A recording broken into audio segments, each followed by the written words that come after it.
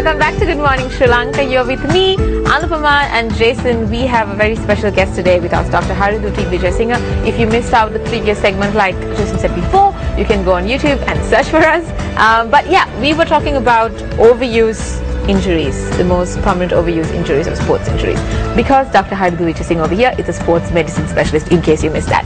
So, tell us a few categories that we can find regarding common overuse injuries, doctor. Yeah, actually, now training is the process where you take an athlete from one level and take him up to the next level. Yeah.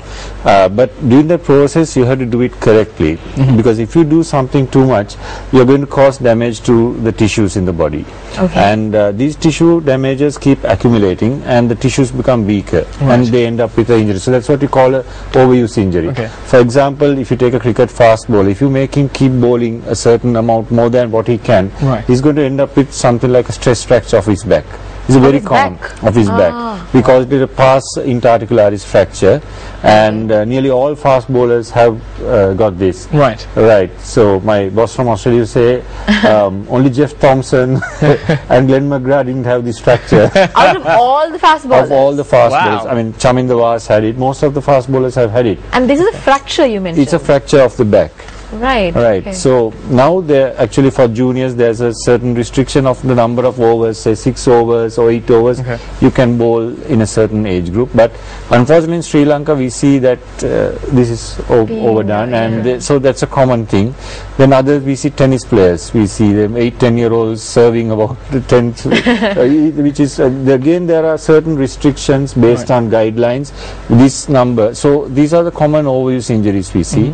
And if you take a runner, if you do too much running on surfaces, you end up with overuse injuries in the knee. So it's all a matter of controlling the training loads to prevent overuse injury. So it's like you said, it's all about balance, I think. Right. Don't you think? So I think is that the only way of preventing? Obviously, that is the main feature of how you would stop and prevent something like that. Training, the proper training load is very important. Then of course training equipment, shoes would be the most important thing. Right. So if you say someone who's running a lot, there's a certain number of kilometers you can run on a shoe pair, then you have to change the shoe pair. So there are various things. Then proper techniques are very important. For example, if you serve or bowl with the wrong technique, you are going to end up with a overuse injury.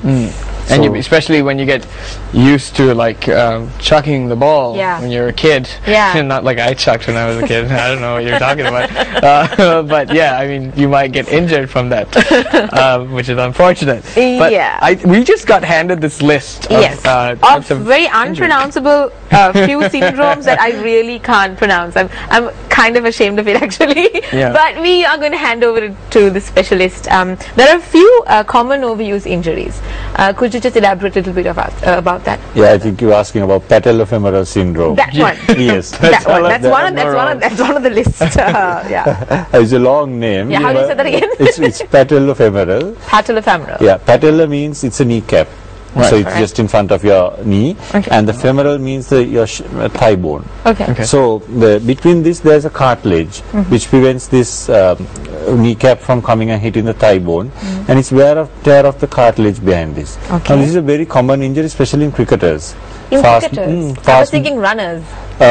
More than, I mean, because we play a lot of cricket, we tend to see more cricketers like than the runners. Slips and the slides, that could affect it. Wicket keepers, we've seen a lot because they do a lot of kneeling. But mainly in fast bowlers, even batsmen. So it's a very common overuse injury. And one of the commonest mechanisms is that you need to have strong leg muscles, which prevent these bones from whacking on each other. And then again, the proper training loads. So again, for patella, as any overuse injury, it's always to do with what we call biomechanics, how your muscles interact with each other. So it's one of the very common, and where what you get is you get pain behind your kneecap on running or playing. Pain behind your kneecap. Yes. All right. And around the knee. And you said that this is because the leg muscles are not strong enough in order to support the kneecap? Yeah, it's weak muscles are the primary cause, and actually the treatment for patellofemoral syndrome is strengthening the leg muscles. But if the pain is severe, we do inject and give painkillers, but the long-term solution is, of course, modifying the training loads and then strengthening the leg muscles. Okay. And yeah, the next one, the next unpronounceable word. Well, I've pretty much got the shortened version of it, the IT band syndrome. The band syndrome, I think. And what's the long version of it, doctor? It's iliotibial band syndrome. That one. Iliotibial. That's another common overuse. That's the one we see in runners. Yeah. So from you have a muscle running down the side of your thigh, all the way down. Okay. And where it inserts into the knee, you get irritation at the where it inserts and along it. And you have to do a lot of stretching of the iliotibial band when you get it. And again, as with all these injuries, it's muscle strength which is very important in rehabilitating. So we focus. Now, Sri Lankans, we have a habit where we are very quadriceps dominant. What does that mean? Yeah, the quadriceps means it's a muscle in front of your thigh. Right. And we do a lot of exercises. But on that one but athletes should be glute dominant, where the strength, the power, everything should be coming from your buttock muscles. Because they are the most powerful muscles in the body. So when we do injury prevention, we speak about strength training. Every athlete needs a certain amount of strength to prevent injuries and also to excel. And so that's why we focus things like squats, lunges, deadlifts, where you are training those glute muscles. Whereas if you go to a gym, you see people doing this exercise where they just go. I was just about to ask you about that. Now that is a leg extension machine, and what it does is it just strengthens the quadricep muscle, and then it pulls the knee forward, and it leads to a lot of injuries. I see. So when you talk about, one of the causes of the ITB syndrome is that the glute muscles are weak, and so again it's a strengthening of those muscles which is very important. Wow. All right. Yeah, that was about the IT band syndrome. Yes, that was. Thanks, Jason, for reminding me of the short version of it. Then there's something else called bursitis? Yeah, now our muscles end up in like a tendon, and wherever they insert, there are bursa to prevent it rubbing on the bone.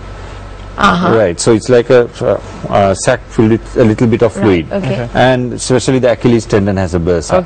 So if with a overuse injury, what happens is this bursa becomes inflamed. It becomes red, it becomes painful. So that's what a bursa is. You can get it in the knee. We have a common thing called anserin bursa. It's just on the inside of the knee. Sometimes you get a severe pain. So for the bursitis, it's generally an overuse injury, and ice application works very well. Some painkillers, and then you have to look at what caused it. What usually, what are the most common sports players who come up with this sort of knee problems, bursa problems? Bursa players who run a lot. Have you seen it in golfers even, because they walk a lot. Badminton players we've seen bursitis coming because they tend to jump and run a lot. And now when we speak about sports people, we see a lot in recreational sports. Whereas the top class sportsmen, usually they have conditioned themselves adequately, and they have a very good knowledge, and they tend to come with more serious injuries. But these bursitis and all, we generally see more in the recreational athletes. I see. So that's interesting. And it's also interesting to see that most of the injuries are highlighted in the knee. The overuse injuries that we were speaking about, they're all focused on the knee and the joints, the ankles and the knees. There's a reason, because that is the area which takes the impact of the body. For example, when you run about 4 or 5 times, your body is going through your ankles, your knees, your hips, and then to the back. So if you are doing a lot of running, jumping, the overuse injuries will come there. Whereas if you are using your hands, racket sports and all, golf, anything, tennis, shoulders, wrist, you see a lot of elbows you see. So it all depends on what you are using in your sport. Let me ask you this. I've seen a lot of people don't have time to, they prefer not to jog outside, but they use their treadmill at home. Is that, would that cause a worse injury, like using a treadmill? Actually, the treadmill is better than jogging outside. Why is that? Because it is a good treadmill. Okay. It depends. When you take a good treadmill, because it's all among the shock absorption in a treadmill. Now, that's why the commercial treadmills are very expensive. One thing, they have a lot of. So, running on a good treadmill actually prevents a lot of injuries. Whereas if you run outside on the road, there's a lot of impact there. Yes, that is true. And I think a lot of people make this mistake. To lose weight, they start running or walking. Yeah. Whereas it should be the other way around. You should walk before you try a lot of high impact stuff, lose weight before you do that. So, are you serious? Yes. that was kind of new, because I mean I'm seriously learning a lot here, because yeah, like you said, there are lots of people who start walking and running in order to lose weight. So you lose weight first and then you walk and run? And then you get knee pain. So and they get knee pain. But I'm guessing they don't go through the whole process of running. They go running and then they get injured. They get and then injured. they stop. Completely. And then the whole losing weight thing stops. And then when you're doing exercise, I mean, there's a rest period. Say if you run one day, you have to rest the next day. Okay. What happens if people start running all 7 days or walking all 7 days of the week? Which because the basic thing about exercise is it's a stimulus to your body. Yes. And you have to rest that. Then only the body builds itself up to make you fit. So that's the basic philosophy. Right. All right. So the next one is tendinitis. Nice. Also known as tendinosis, if I'm correct. What is that exactly? Something to do with the tendons, I'm guessing. Yes. I mean, no, when our muscles, say if you take the biceps, it goes and attaches here from a tendon. Yeah. So if you take the elbow, all the forearm muscles attach here.